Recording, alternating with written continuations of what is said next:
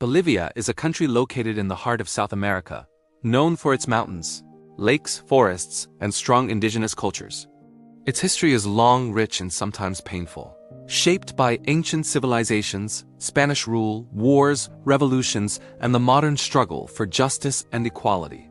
To understand Bolivia today, it is important to look at how the land and its people have changed over thousands of years. The story of Bolivia begins long before the idea of a country existed. It begins with indigenous peoples who lived, worked, and built complex societies on this land for many centuries. One of the earliest and most important civilizations in the region was the Tiwanaku civilization. It developed near Lake Titicaca, one of the highest lakes in the world. Tiwanaku was a powerful culture that built stone temples, carved giant monuments, and created advanced farming methods that helped them survive in the cold highlands. The people of Tiwanaku developed irrigation canals, raised agricultural fields, and storage systems, showing that they understood the environment very well. Their architecture, which still stands today as ruins, demonstrates careful planning and skill. Although the Tiwanaku civilization eventually declined around the 12th century, its influence remained strong in the surrounding region and in later cultures. After the fall of Tiwanaku, many smaller indigenous groups and kingdoms grew in the area. Among them were the Aymara kingdoms, which controlled different regions in the Andean highlands. These kingdoms had their own leaders, laws, and social structures. They traded goods such as potatoes, quinoa, wool, and metals, and they maintained connections with other Andean societies. They also preserved many traditions and forms of worship that connected them to their ancestors and to the land. Their presence helped shape the cultural foundation of Bolivia long before Europeans arrived. In the 15th century, the Inca Empire expanded from Peru into what is now Bolivia. The Incas built roads, storage centers, terraces, and administrative buildings. They brought their language, Quechua, and integrated many local communities into their empire. However, instead of completely replacing local traditions, they often blended their own culture with existing Aymara practices. This created a diverse and interconnected society across the Andes. The Incas organized labor, farming, and distribution of goods in a structured way, but their rule was not always easy for local groups. Still, the region remained an important part of the larger Andean world until the Spanish arrived in the early 1500s. When Spanish explorers and conquerors arrived, they encountered indigenous societies but quickly sought to control the land and resources.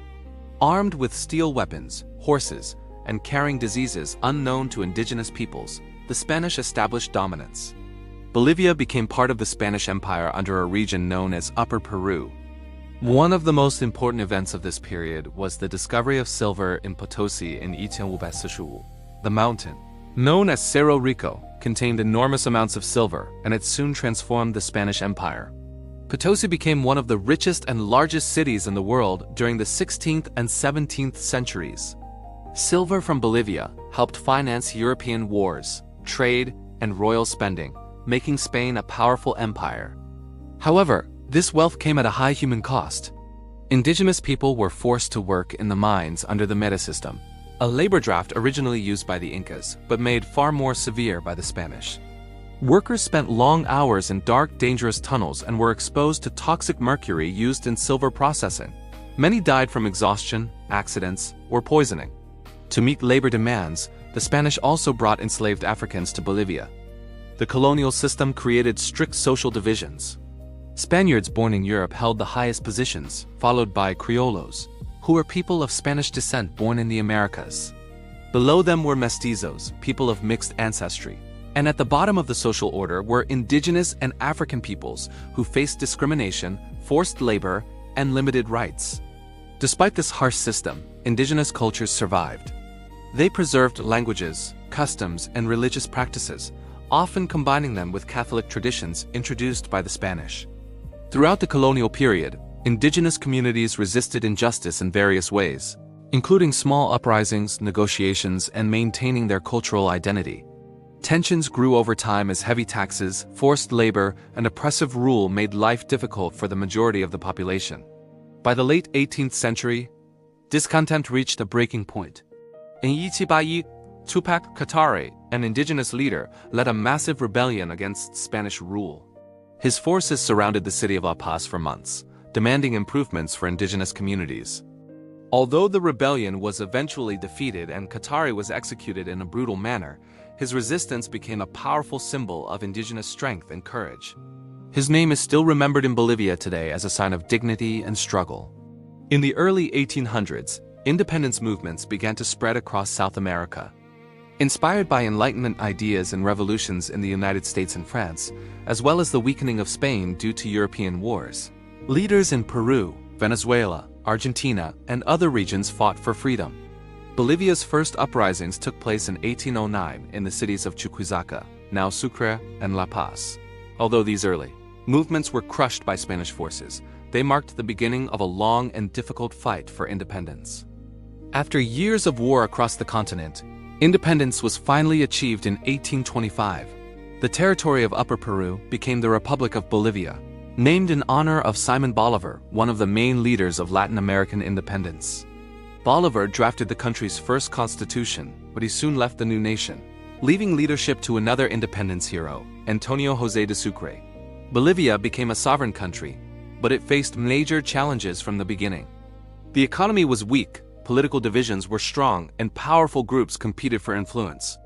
Many early presidents were military leaders who gained power through force rather than elections, and the country struggled to establish stability. During the 19th century, Bolivia lost significant territory in several wars with neighboring countries. The most painful loss occurred during the War of the Pacific between 1879 and 1884, in which Bolivia and Peru fought against Chile. Bolivia lost its coastline and became a landlocked country, a situation that still affects its economy and politics today. With the decline of silver, Bolivia's economy began to depend more heavily on tin mining. A small group of wealthy businessmen, often called tin barons, controlled the mines and held great political power.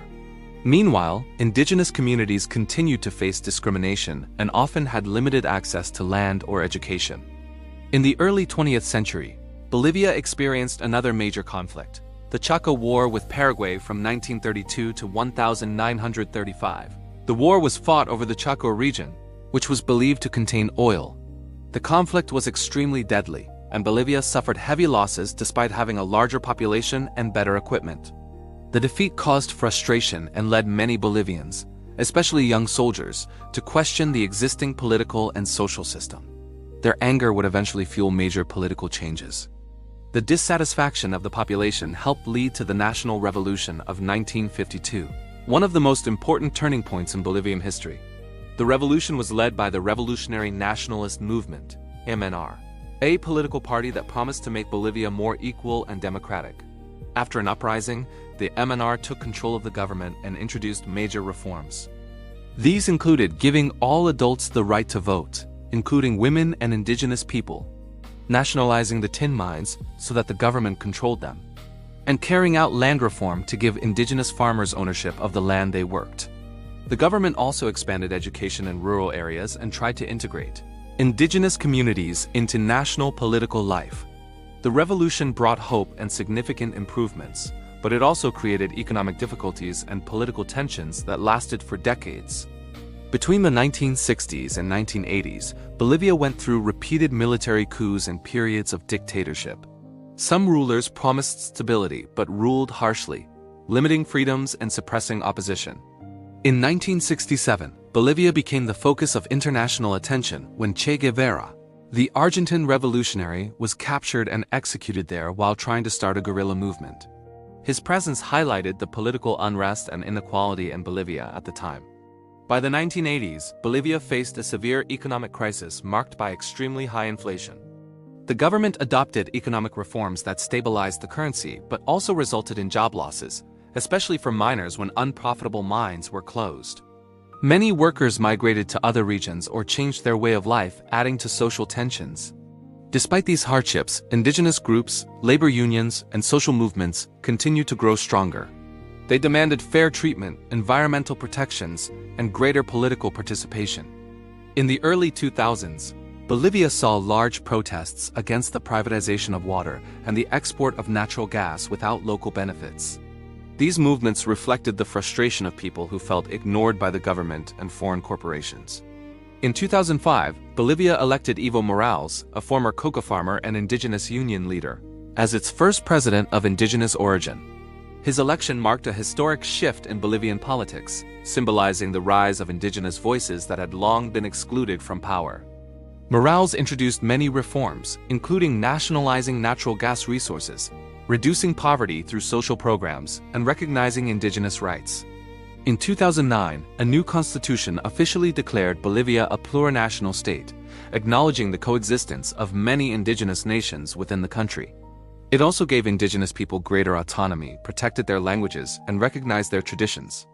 Morales remained in power for nearly 14 years, during which Bolivia experienced economic growth and increased political involvement among rural and indigenous communities. However, his presidency also became controversial. Critics accused him of attempting to stay in power beyond constitutional limits.